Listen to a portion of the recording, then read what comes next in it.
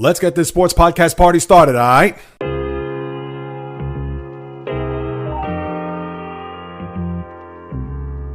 The JAYREELZ podcast. What is happening, my good people? Greetings. How are you? How's it going? How's everybody doing out there? What is the latest and greatest? Hope everybody's doing well, feeling fantastic, in excellent spirits. Closing out the first month of the new year, the only way I know how, delivering top-notch sports talk on a high level, as this is the JAYREELZ podcast with your host, JAYREELZ. For my first timers, welcome aboard. And for those who've been banging with me going back to the very beginning, somewhere in the middle, or even as early as this past Monday, I welcome you guys and gals back. And we still have 10 days, the slog to Super Bowl Sunday, as we just try to make do. And it's not like we haven't been down this road before. This isn't a situation where, oh, geez, why does it seem like we're waiting forever for this game to come around? As you know, there's always that bye week between the championship game and the Super Bowl, but we're just going to have to grin and bear it. And as far as any Super Bowl talk, I get it that Drake May and his right shoulder could be the biggest shoulder in the country as far as it being monitored leading up to the big game, which will be in 10 days out in Santa Clara, the home of the Niners. But you really don't have a lot that is going to make you want to sink your teeth into when it comes to the game, because with 10 days still to go and with so many other outlets, including yours truly, I got to admit, but this is what I do and this is what I love, but you're going to be inundated and your throat is going to get jammed with so much information when it comes to the matchups, when it comes to the storylines, and how I'm going to break it down for you over the next two podcasts as we head into next week. Monday, I'll talk about the storylines, and then next Thursday's podcast, I'll get into the game itself. Because what am I going to say? Am I going to start talking about matchups and things of that nature on today's podcast? Am I going to talk about it on Monday's podcast? We still have plenty of time between now and then that for me to even start thinking about the Super Bowl, let alone talking about it, is preposterous.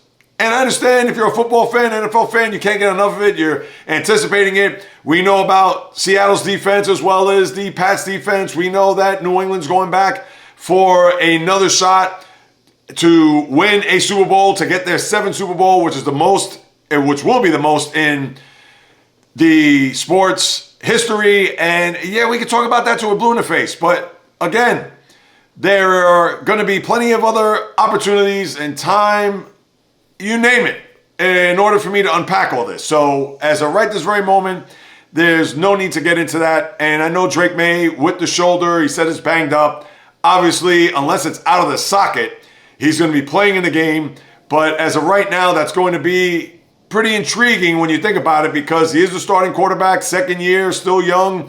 Obviously, he's going to have a lot of butterflies when it gets to Monday and media day and the circus that will be when it comes to the players and coaches meeting the media.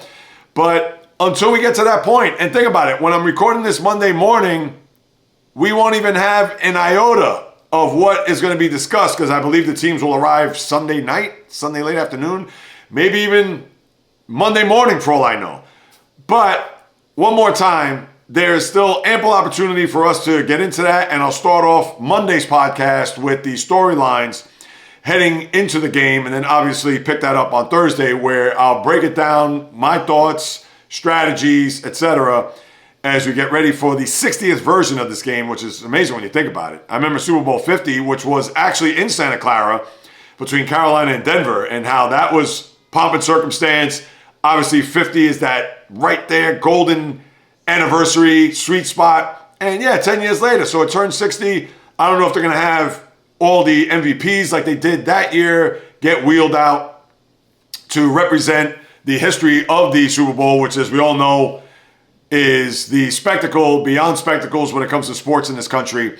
And obviously I'll be all over it, as well as many other people, but I'm glad you stopped by here to listen to what it is I have to say.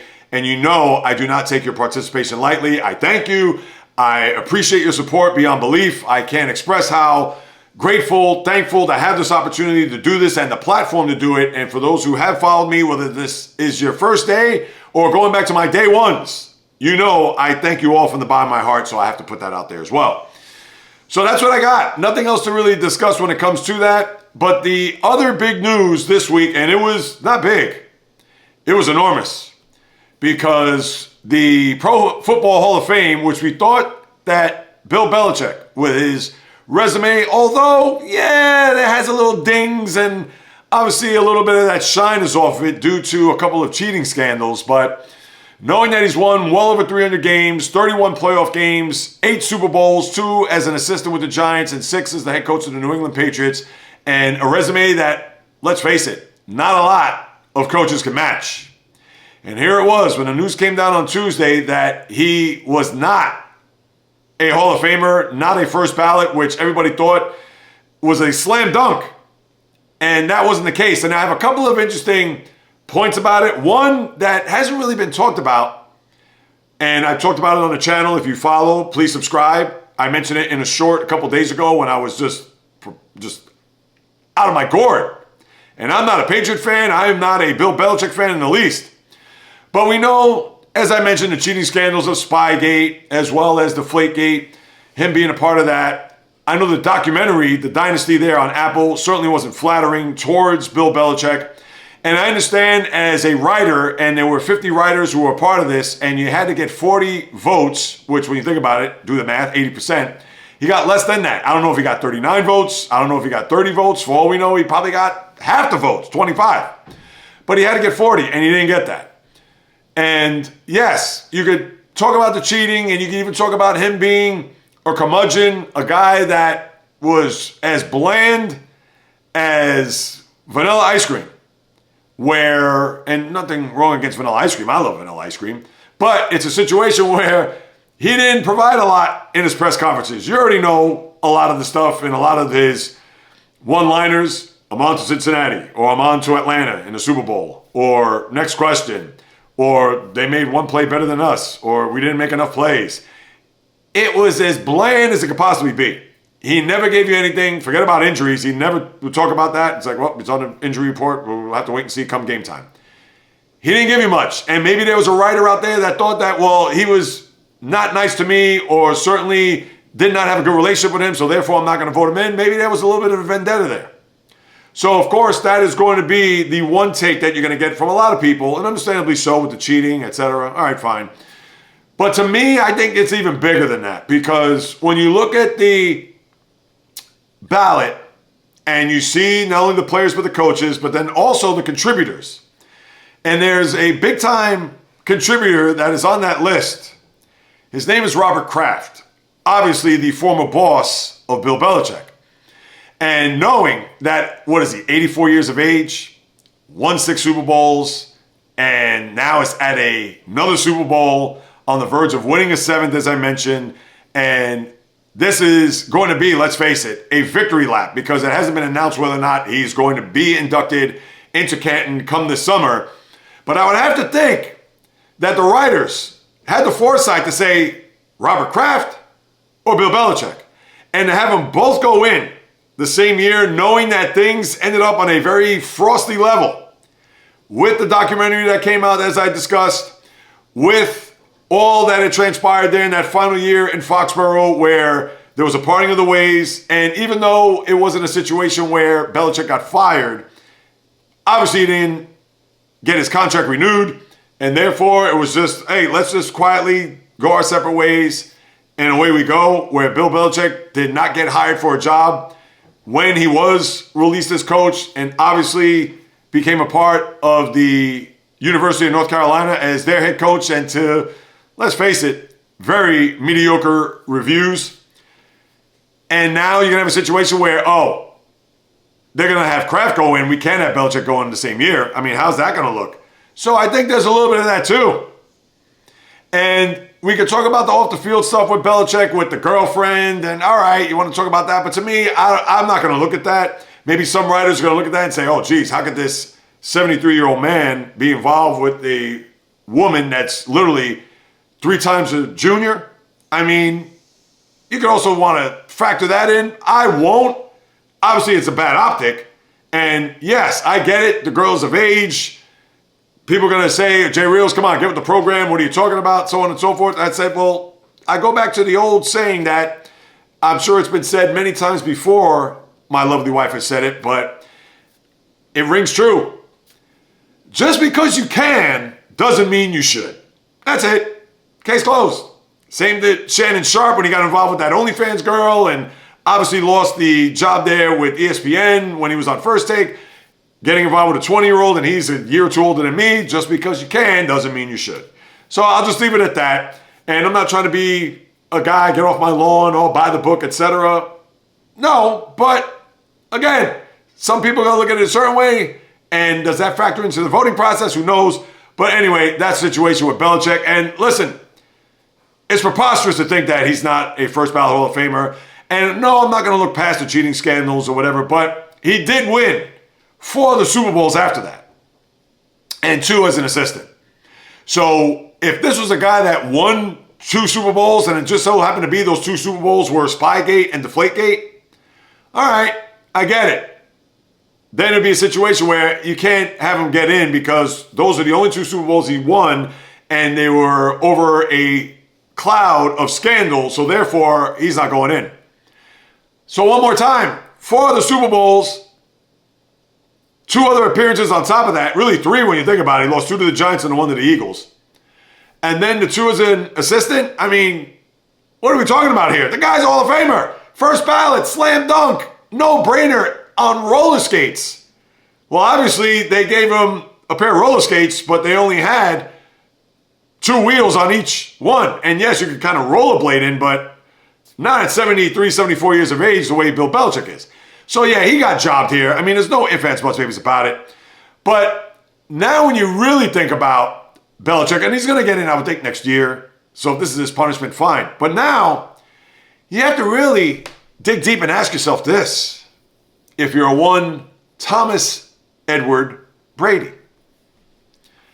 Knowing that his coach, and Brady had come out to say, how is he not a Hall of Famer? It's beyond me, blah, blah, blah. The only coach I'd really play for, etc.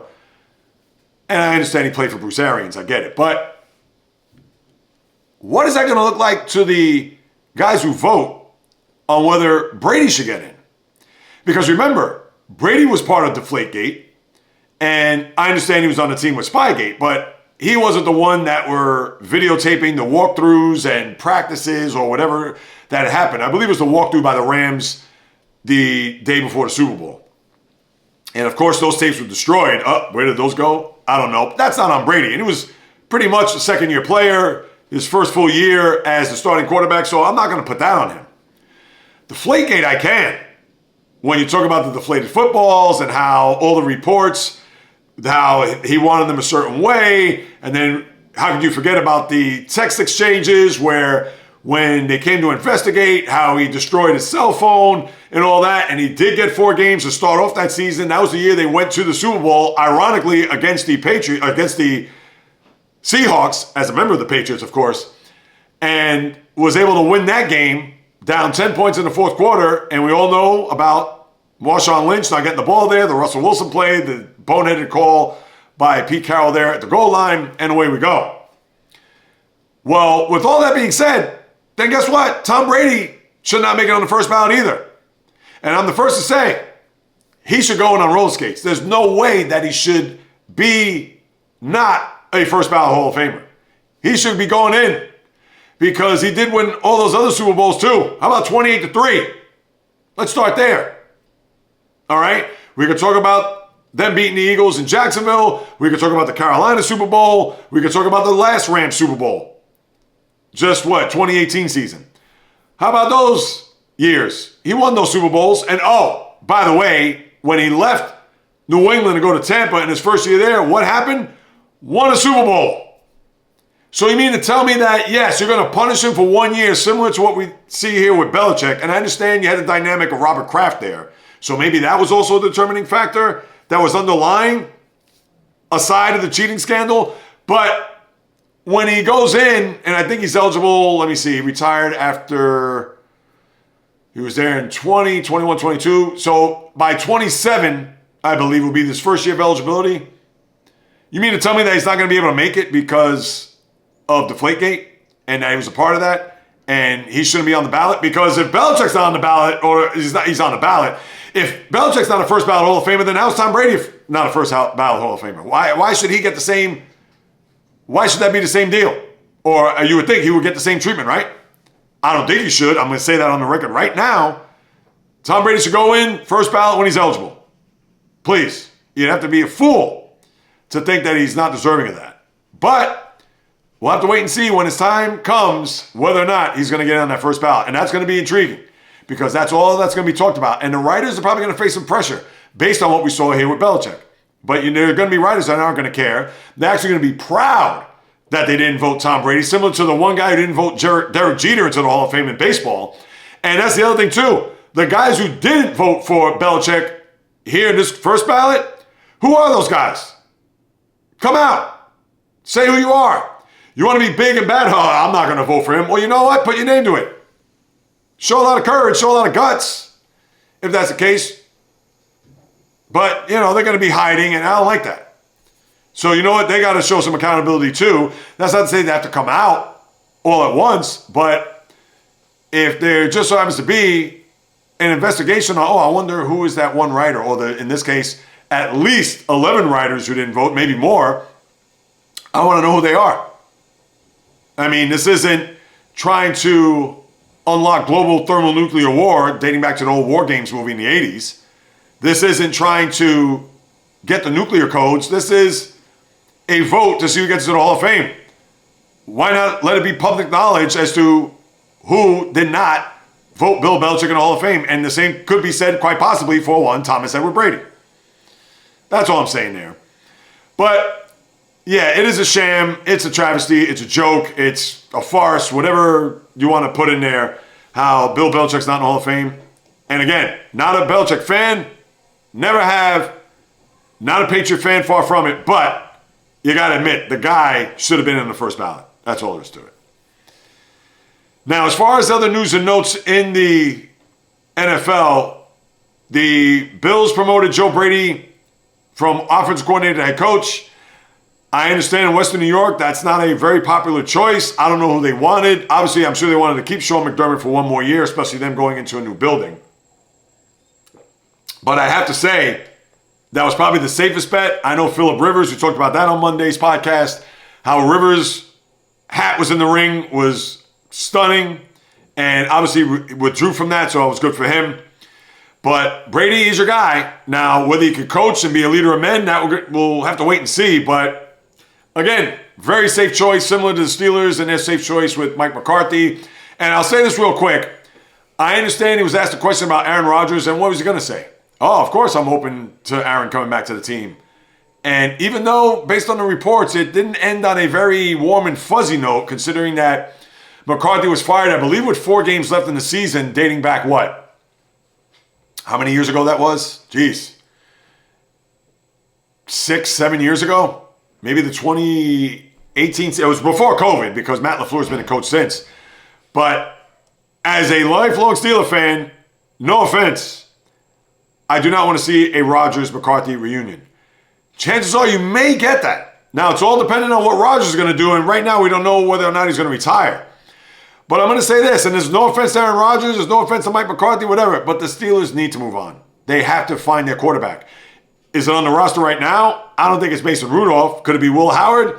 He's a 6th-round pick for a reason. I understand he's a former national champion at Ohio State, and I'm sure he's raw. I know he has some scrambling ability, and in watching his progression there during the postseason en route to a championship, yeah, he played well, but playing against college defenses are a whole hell of a lot different than NFL defenses. And maybe the 1 year under Aaron Rodgers, he learned so much that maybe he could parlay that into a very good training camp and maybe end up being the backup behind whoever the starter is, or maybe even overtake Mason Rudolph if Rodgers doesn't come back, or if a trade isn't facilitated with another team, whether that means they sign a guy like Malik Willis or they trade for Kirk Cousins if he's not released, things of that nature. That's why I don't want a Rodgers return. Unless the cupboard is barren and they cannot procure a deal, whether by free agent or trade, and he's your last resort similar to last year, then okay, fine, I guess. I'm not going to be happy about it, but where are you going to go? Steel fans, you're going to like Mason Rudolph as your starting quarterback week 1? Maybe you want to give Will Howard a shot, but again, raw 6th-round pick. Winning program, but a big giant question mark. the old saying, the devil you do know sometimes is better than the devil you don't know. And maybe Aaron Rodgers is the devil that you're going to have to somehow, some way, if he wants to come back, if he's not going to retire, because really, where else is Aaron Rodgers going to go? He's not going to go to any other, the 31 teams, I was going to say 29. He's not going to go to any of those other teams that already have quarterbacks. So that's where we're at. And Tom Monken signs in Cleveland, which, that's Jimmy Haslam. I mean, what can you say? If Lamar Jackson was going with him, then I could say, all right, fine. But they don't have a quarterback. Tom Monken is going to be 2 years and out. I don't know what his deal was, how long terms, etc. But that's the Browns for you in a nutshell. And I know that they are certainly not happy knowing that they're bringing him on board. And that's a guy who, in my eyes, was overrated as an offensive coordinator. And now he's your head coach. Good luck there, Browns fans. All right, now I'm going to turn my attention, get off the football, and go to the NBA as I lace up the high tops. And the big talk, I mentioned it on Monday and even on previous podcasts, but now it looks like the fires are burning on the NBA trade stove, because it certainly looks like Giannis Antetokounmpo has played his last game in Milwaukee. And considering he's nursing a calf injury where he's going to be out for probably another 4 or 5 weeks, chances are between now and next Friday at 3 p.m., which is when the trade deadline will be, excuse me, Antetokounmpo looks like he will be destined elsewhere as opposed to the Cream City. And it's a shame. You'd like to see players stay with one organization their entire career. I talked about it a couple weeks ago when he booed the home crowd with the thumbs down after getting fouled while they were getting blown out by the T-Wolves. And I said, I think he's trying to facilitate a deal out of there, because why would you even do that? And for all the things that Giannis has said, I want to stay here, loyal, etc. And I know he means well, but maybe he felt, I got to get out of here. This team isn't going to win this year. Obviously, they've underachieved. It's Giannis and everybody else. He doesn't have a second banana there, really. Kyle Kuzma, I mean, he is not the guy. No offense to Kyle Kuzma, but come on. You got to call it like you see it. So now Giannis, where does he go? And I did a podcast pregame live on YouTube, which I usually do every Monday and Thursday before I record the podcast, 9:30 a.m. Eastern Time. I was a little bit late today for reasons that were warranted. But I think the best destination for Giannis, and people are going to say Houston because they have a lot of young assets and they're ready to win now. But I don't know if KD and Giannis on the same team, and it's not to say that they don't get along with one another, that they are two guys that are big. KD's pretty much 7 feet. Giannis is 7 foot. Giannis is more of a power forward center, where KD's more of a small forward, even at his big height. But I don't know if that's going to be a good mix, if you ask me. But the Rockets are going to have to give up Ausar Thompson, or I take that back. That's Amen Thompson that's on the team, right? Yeah, Ausar's in Detroit. Amen Thompson's going to be gone. You would think another one of their young players is also going to be shipped to Milwaukee. I don't think that's a good fit. I think the best fit for Giannis would be in Orlando. Now, they would have to not put Paolo Banchero in the trade. He'd have to stay there. But Franz Wagner, you could give up any of those young assets. And I understand they're not Amen Thompson, but the Knicks, forget about it. If you're going to say the Knicks or even Miami, you're going to have to get a third team involved, because if you're the Bucks, you do not want Karl Anthony Towns, no offense to him, or OG Anunoby, and I understand contracts have to match up. You probably have to throw in a guy like Tyler Kolek as a young player that could be a part of their team now.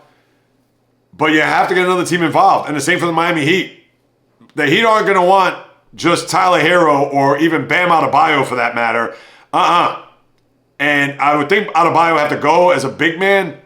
But Adebayo, and as far as his ability, is light years from Giannis Antetokounmpo. I mean, you're talking about a guy who's a two-time MVP and is All-NBA every year. Bam Adebayo, maybe he's All-NBA once and probably second team or third team at best. But the Heat, they're going to have to pull two rabbits out of their hats in order for them to make a deal with. The Knicks at least have a little bit more flexibility. But even still, I don't know if I want those players back. I know the Warriors are involved. They get dangled the Jimmy Butler contract, and we know he's out until next January at the earliest. But do the Bucks really want that? I know he went to school in Marquette, but no, I wouldn't do that. And you probably have to throw in Brad and Podziemski and Jonathan Kuminga. I understand that too, but even still, and I understand getting Kuminga would be a big plus because it's a young player that you could build around, and Podziemski too, he could shoot, etc. But maybe the Warriors have the more attractive package from that regard. But still, I don't know. I wouldn't do that. That's why I think Orlando would probably be the best one. Because you get Banchero to go along with Giannis. If you keep Jalen Suggs, you probably have to give up Suggs in the deal as well. And obviously a ton of picks moving forward. But that's where listen, we'll find out what the destination is between now and next Friday at 3 p.m. I'm just giving you my scenario of what I see as far as the teams that are in the mix for trading for Giannis and maybe an outside team a la Orlando that could maybe swoop in and certainly has the assets. I'm not even going to include the Spurs. The Spurs were another team that were rumored even going back to last year. If I'm the Spurs, I wouldn't want to upset the chemistry right now. That team is going to be good for a long time. And Giannis, he just turned 31. He still has plenty of years left, but there is a lot of miles on that odometer. So I would just keep the team the way it is right now. Maybe get another shooter if you want by the deadline, but they have a lot of young thoroughbreds to go. Victor Wembanyama, Stephon Castle. I mean, you know who the players are. De'Aaron Fox. We know that team is built not just for now. They're built for the next 5, 7, maybe even 10 years. So I wouldn't even touch the roster as far as trying to bring in Giannis and having to pair your young talent. So let's see what happens. I mean, that's all we can do is wait and see as sports fans, right? So that's the latest on Giannis. The other news is Jayson Tatum. His return could be sometime in the next month or so. I would say maybe going into March, but there is a possibility that he may not play at all. He has progressed well. He's ahead of schedule. In a recent interview, let me see if I can pull this up real quick, just like I have some quotes for you. Tatum has said that although he feels good and he's still waiting to make the call and has not decided yet, there was a quote here earlier. Yeah, because it was through the NBA TV's, the association, reported that Tatum was reevaluating his situation, considering sitting out the full season. And listen, I'm sure the doctors, they probably would say that, hey, yeah, you can play, but maybe you shouldn't. Because if he got clearance from the medical professionals from the Celtic team, I don't know if Tatum has his own personal doctor. He probably does. But I would think that unless he has a 100% green light that he can't play this year, then I would expect him to play. But if it's a thing where, yeah, you can play, and based on what I've read here, progressing well in his rehab, feeling stronger every week, waiting to make a decision, and his quote was, he wants to get it right the first time, so it's just a lot to think about. Yeah, because could you imagine? That injury, he could be physically ready, but that's also mental, psychological, even spiritual.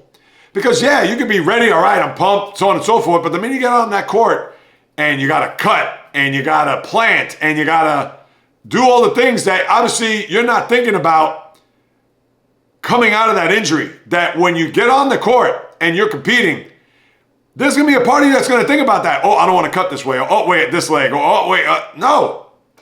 You want to make sure that you're not even thinking about it. Because the second you're thinking about it when you're on that court, despite the fact that you're close to, if not 100% healthy, and when he is 100% healthy, he's still going to be thinking about that. So anything less than that, I would not have him go out there at all. So that's another we shall see. I mean, listen, as a Celtic fan, of course there's a part of me that I'd love to see him go out there, and especially with the way the team has overachieved this year. But you cannot risk having him go out there knowing that he just signed his big contract last year, that he's, 27, 20, I think he just turned 28 years of age. He's just hit the prime of his career, even with a devastating injury like this. No, you need to have him for the long haul. And if what you've seen from the Celtics team so far, and I understand adding him is going to increase their odds of getting to an NBA final, they absolutely would. But are you willing to push all those chips to the middle of the table for the possibility of not necessarily re-injuring that Achilles, but maybe tearing an ACL or having a calf injury that could be significant or anything of the like. Because I wouldn't do it.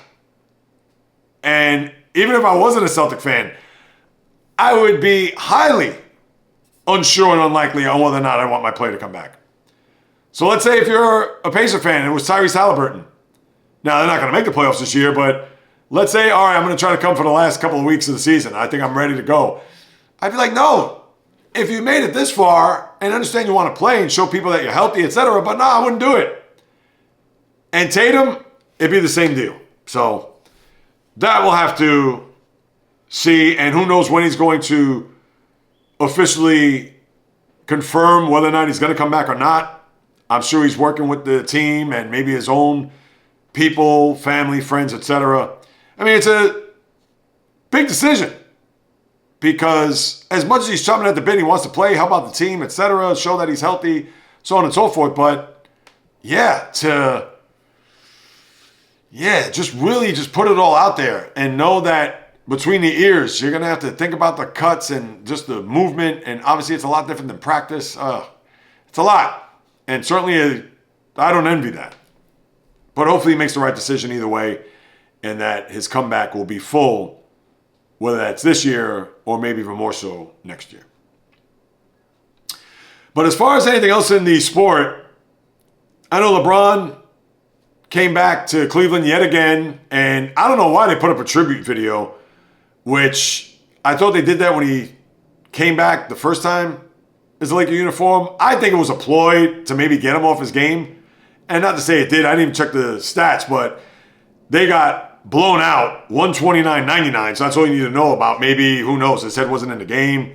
I'm not going to attribute it to him and watching that video where he got emotional, tears in his eyes, etc. And the Lakers are now about to embark on an East Coast trip as they will play in Washington tomorrow night, and then they'll play in the Garden Sunday night in Brooklyn on Tuesday. And it's ironic because Sunday night will be the exact 1-year anniversary of the Luka trade from Dallas to the Lakers. And it just so happened to be on a night where the Lakers, and maybe the schedule makers did this on purpose, where the Lakers were in New York playing on national TV, ABC, and they're going to play on national TV, this time on NBC, Sunday, where, look at that, the coincidence of the anniversary of the Luka trade will fall on the same day when the Lakers were in town last year to play the Knicks. So just thought to throw that out there. But besides that, that's what you have in the association. And as far as the schedule, I gave you what the Lakers are going to do. So if you're in town and you can cop a ticket, do so. You probably get a better ticket in Brooklyn. Let me see what the prices are. As low as $116. If you're trying to get into the Garden, you have to pay $452, and that's probably a seat all the way up top. But your schedule: Sacramento at Philly, Prime Video tonight, 7 and 9:30, Milwaukee at Washington, Oklahoma City at Minnesota, and sandwiched in between are Houston and Atlanta, Miami, Chicago, Brooklyn, Denver, Detroit, Phoenix. I'll try to just give you the big games. Tomorrow, ESPN, Toronto at Atlanta, Detroit at Golden State, in between Sacramento, Boston, Portland, New York, Cleveland at Phoenix, Clippers in Denver. Yeah, those are the big games to note. Saturday, Prime Video, 3 o'clock, San Antonio at Charlotte. ABC, Dallas at Houston. In between, Chicago at Miami. Then you have, Saturday, nothing else. Really, Minnesota, Memphis, New Orleans, Philly, Atlanta, Indiana. Ugh. And then on Sunday, ESPN is Milwaukee at Boston, 3:30. Milwaukee's getting all these games with Giannis, but he's out, and that's what's going to make it even more not only rough to watch, but when watching it, at least you'll get a lot of the trade talk and maybe some rumors that'll pop up along the way. Orlando at San Antonio, NBC, as you know, the Peacock game, Lakers at Knicks, and followed by Oklahoma City at Denver at 9:30. Clippers in Phoenix. Sacramento's on an East Coast trip now. They played the Knicks there the other night. They're in Washington. Yeah, and that's it for the association. Now, college basketball real quick. I'll get into the college basketball, as I mentioned on Monday. I know Michigan and Nebraska played one another 2 nights ago where Nebraska played well. They fell short of tying the game there late where the Wolverines won 75-72. And for Nebraska, that was their first loss of the year. They were 24-0. I had won 24 in a row, I guess dating back to last year. But Nebraska, could they be the Indiana Hoosiers of football, but this time in basketball, considering Nebraska is a football school, and now you're having the basketball team with some success, where Indiana, we all know, is a basketball school, and the football team's had success. Something to keep in mind as we move it along. But I will get into more of the college basketball, definitely when we get into the month of February, which obviously will be this coming Monday, and the first is Sunday, as you know. But with the rankings, we know that Arizona, Michigan, UConn, Duke, Nebraska will probably slip a couple of notches here with their loss. Gonzaga. Those are the teams that have obviously been the staples at or near the top of the rankings. And we'll certainly uncover all this as we move it along, especially once we get into February and obviously into March, when we'll have March Madness and break down the tournament, etc., which will be about, another 6-7 weeks from now. So you got that to look forward to. But that's pretty much it with the basketball. As I lace up the skates to take a trip around the ice for the NHL, you do have another Stadium Series game forthcoming, which is Sunday. And it's going to actually get ready for this, people. The game is at 6:30. It's Boston at Tampa to play the Lightning. So you'll have a scenario where the game is going to be outdoors, Raymond James Stadium, where the Buccaneers play. But do you know what the weather's going to be like in Tampa? Now, unlike the Winter Classic, when they had to uncover the roof because it was in Marlins Park or Lone Depot Park, where I believe the game time temperature was 62 degrees. And if there was a wind chill, upper 50s, mid 50s at best. This game, which will be 6:30 Sunday night, it is going to be, get ready, 42 degrees. And the wind chill will probably be freezing. So for Florida, that is rather icy. And you actually may see some smoke coming out of the breath coming out into the oxygen or into the air of Raymond James Stadium. I mean, think about that. It may be freezing with a wind chill, which at least will add an element to the game. Now, I don't know what the ratings will be like, and I believe that game is on TNT. Let me take a look at that. I don't think it's going to be on regular network TV. Obviously, NBC is going to have or maybe ABC, though, ESPN. Let's see. Because the NBA is going to be on NBC there Sunday night. But that is one that I will tune into. It's going to be on ESPN. And they're actually going to have a doubleheader with Vegas and Anaheim, the nightcap. So 6:30, Boston at Tampa. I'm intrigued to see that. And thankfully, it's going to be cold because it's going to have that element. It's not going to be 70 degrees where they're going to have and sweat out whether the ice is going to melt or whether they're going to have patches on the ice where there's going to be chunks taken off. Chances are you're going to have a successful event and a game. So who knows? But yes, that's going to be the forecast for Sunday night there in Tampa. So for those, obviously no football, and maybe before the start of Lakers-Knicks, if that tickles your fancy, you can watch Boston and Tampa. That is the highlight game forthcoming, considering it is an outdoor Stadium Series game. Now, the NHL trade deadline is not until March, but the Rangers, who right now they look like they're in tank mode. Islanders beat them last night. Third win. They actually will play tonight in a back-to-back home and home. And whenever I hear home and home series in the NHL, I think back to yesteryear where you always had fisticuffs. You always had physical play. Obviously, we are light years away from that. But the Islanders have dominated the Rangers this year. They beat them 5-2 last night. They beat them 5-0 and 2-0 earlier this year. So hopefully they could dust them off, a season sweep in the process. But the Rangers right now are putting Artemi Panarin on ice, literally, because with the Olympic freeze and the Olympics coming up and him not even being in uniform, they're going to look to deal him. He's in the last year of a contract, dangling and he does have a no trade clause. I know it's a no movement clause in the NHL, but I would think they're going to try to get him to a destination where he's open to going.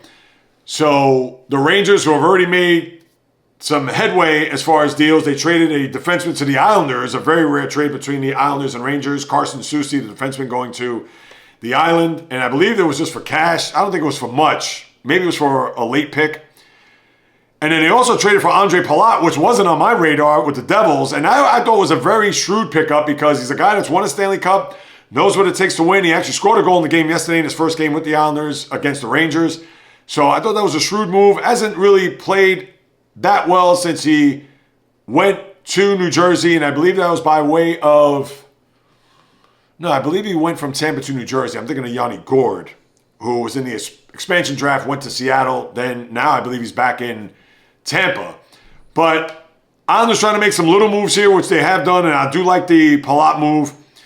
But no Panarin, so the Rangers are going to start to see whether or not they can trade a lot of these players. JT Miller's another guy that I'm sure they're going to want to look to part ways with. Vincent Trocheck, I know he's still got a lot of years left on his deal, but hey, maybe the Rangers try to see if they could pawn him off. So Rangers are certainly in sell mode, and you still have another month and change to go before the deadline. And I know, to the chagrin of the Ranger fan, I talked about this 2 weeks ago where the GM, Chris Drury, came out and said that, hey, we're going to start making some wholesale changes. And he's done an awful job. I mean, let's face it, Chris Drury is a guy that I'm sure the Ranger fans want out on his ear. So let's see what's going to happen there with the Rangers as they just play out the string. But other than that, the only other newsworthy item that I have here is Patrick Kane tying Mike Modano for the most points by a U.S.-born player, and that is a remarkable achievement. And I believe it's, 1,374 points. And Kane just got his 500th goal recently, if I'm not mistaken. So hats off to him. Whether or not you could argue he's the best U.S.-born player ever, maybe he is. I mean, he's had a decorated career. No ifs, ands, buts, maybes about it. He's won 3 Stanley Cups. I believe he's won an MVP. I'd have to look that up. And Kane, let's face it, he's on the back nine of his NHL career, but he's had a decorated career and arguably the best U.S.-born player ever. So congratulations to him on tying that record. I'm sure he'll surpass it in a game forthcoming. And we'll take a look at the schedule right now with that being said, because the standings are what they are. Same with the NBA. That's why I didn't even go through the NBA standings. And we're going to talk about that a little bit more on Monday's podcast. But Tampa, who does have a 1-point lead over the Red Wings right now, and obviously Kane being on the Red Wings. And with the Bruins, who are 5 back, division matchup with the game there on Sundays we talked about. But, yeah, everything is same old, same old. Islanders have tied the Penguins in the Metropolitan. They're both 6 points behind the Hurricanes. The Wild have been very good to the point where they're only 9 points back. They were, I believe at one point, 14, 15 points back. 9 points behind the Avalanche, but the Avalanche continue to roll. They did lose another game in regulation recently, actually a couple. But we expected that considering they had that torrid start to their year. Vegas and Edmonton are in a mano-a-mano battle there for the top, with Anaheim 4 points behind, Edmonton 1 point behind them. So everything's pretty much been status quo when it comes to the standings there. But as far as the schedule, Philly at Boston, Kings in Buffalo, Colorado, Montreal, Winnipeg at Tampa, Nashville, New Jersey, as they're going to play the Islanders on Saturday. Islanders, Rangers, as you know, Chicago at Pittsburgh, Utah, Carolina, Washington at Detroit. So let's see if Kane gets that 1 point to surpass Mike Modano. San Jose, Edmonton, Anaheim, Vancouver. We had a big slate tonight, a lot of games. Tomorrow, just a 1 game, Columbus at Chicago. Okay. Saturday, Kings in Philadelphia, Colorado, Detroit. You have an ABC doubleheader with that. New York at Pittsburgh. Winnipeg at Florida. Carolina, Washington, San Jose at Calgary, Montreal, Buffalo. Games of note. Minnesota, Edmonton, Seattle at Vegas. Sunday, LA at Carolina. And you know about Boston, Tampa, Vegas, and Anaheim. as far as the tennis, as I break out the tennis racket, Australian Open, now it's getting down to the nitty-gritty. And we've seen a lot here happen over the last few days because let's face it, up until Tuesday, the tournament has been a bore. It has. And now, as it's ratcheted up, you have your Final Four, your semifinal in tennis, which is no surprise. You're going to have Novak Djokovic go up against Jannik Sinner as Sinner beats Ben Shelton yet again. Djokovic got there because of Lorenzo Mazzetti, who was playing his heart out. It was actually up 2-0 before he had to retire with an injury. And Djokovic was gracious in that, knowing that, hey, I'm just fortunate to go on. I should have lost today. I don't think I would have come back. Mazzetti was that good. Said all the right things, very classy. But he lives to see a final. And listen, if he was down 2-0 to Mazzetti and thankfully was let off the hook, how do you think he's going to fare against Jannik Sinner, who is the two-time defending champ?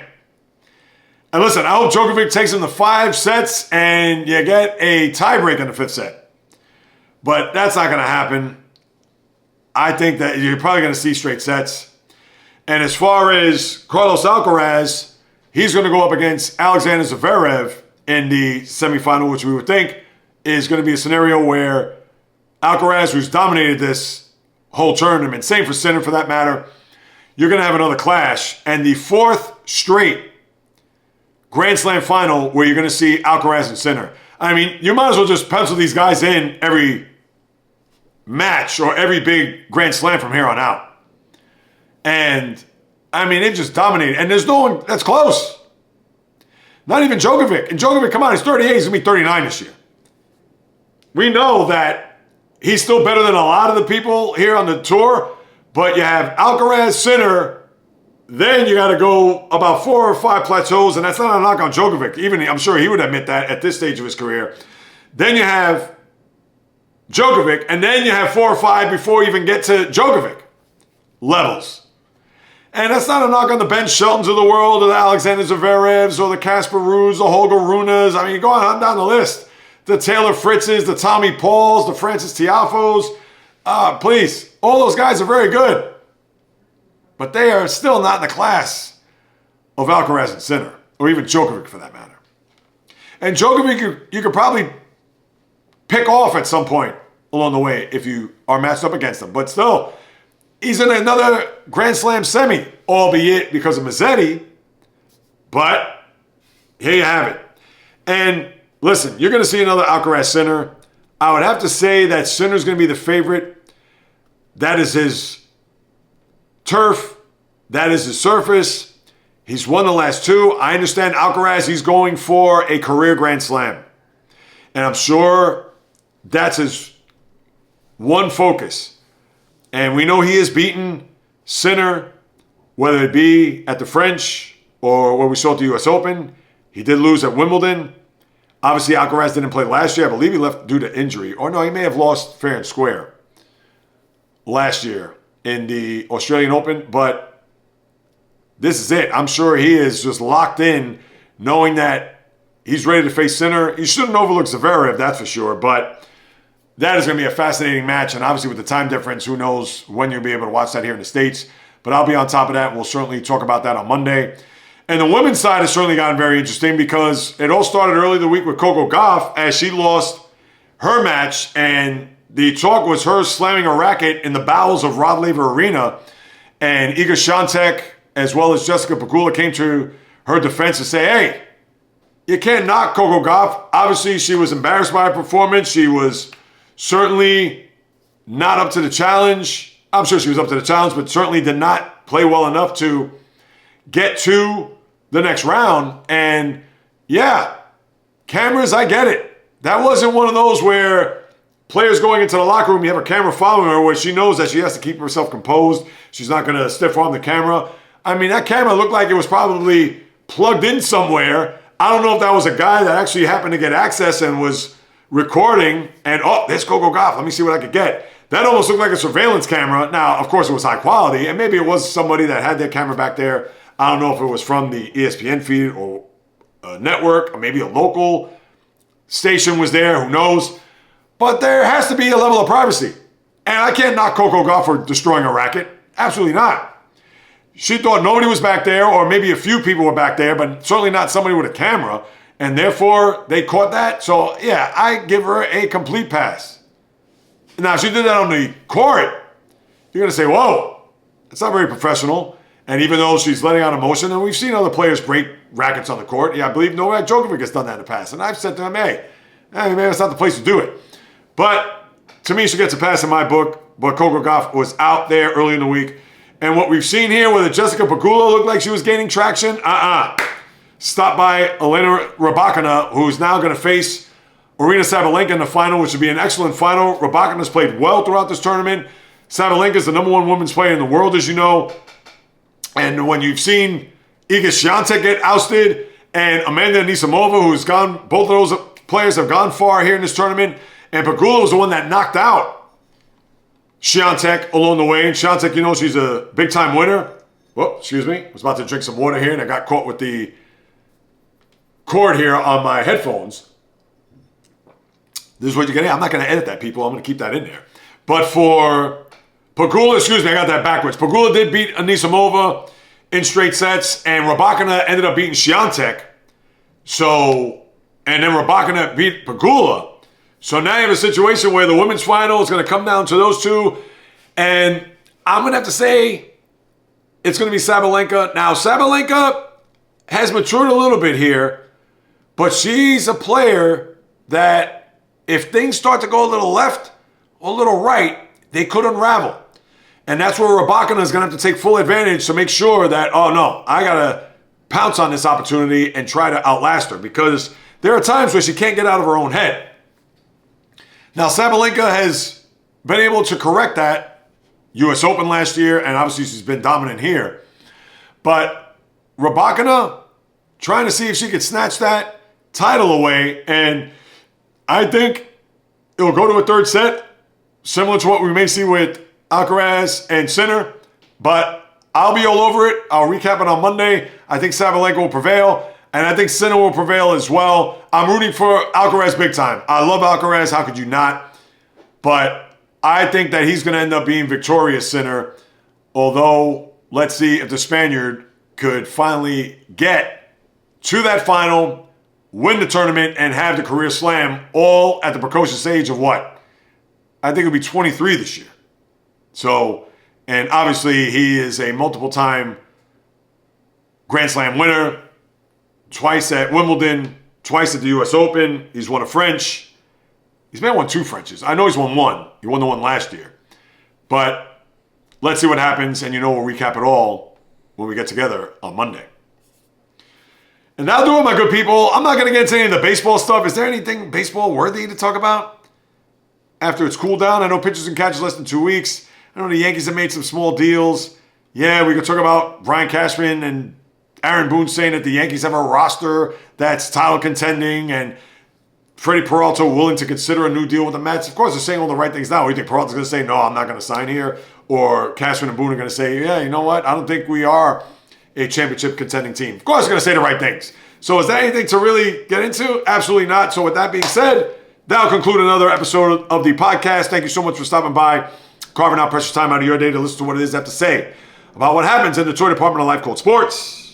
And if you haven't done so, please subscribe on YouTube at JAYREELZ. So we'll go a long way to increase the visibility of that platform with all the other channels that are out there. As you know, I surpassed 1,000 subscribers, but I want to get to 2K, 5K, 10K, 50, 100K, and beyond. This is where I need your help, people. My hustle, my heart. I'll pump out content on a daily basis, so hit that subscribe button. I'd really appreciate it. And if you want to hit me up with a question, comment, suggestion, you can do so at the following social media accounts, of course, at JAYREELZ on YouTube, Instagram, TikTok, Facebook, the JAYREELZ Podcast, or JAYREELZ on Instagram. Twitter, JAYREELZ1, just the number. Twitch, JAYREELZ1, just the number. Or the JAYREELZ Podcast at gmail.com.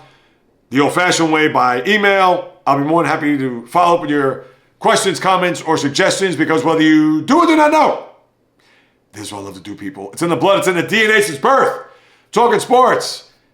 As you know, an independent content creator trying to blaze my path and trail in this space, doing this full time for a living. This is where I need your help. So subscribe. Apple, Spotify, the website, jayreels.com.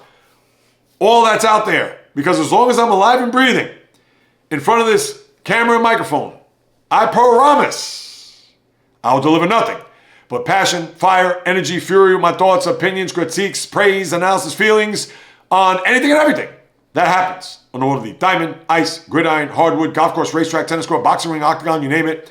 From my lips to your ears, from my heart to your soul, from where I am to wherever you are, the JAYREELZ podcast always comes correct, direct, and in full effect.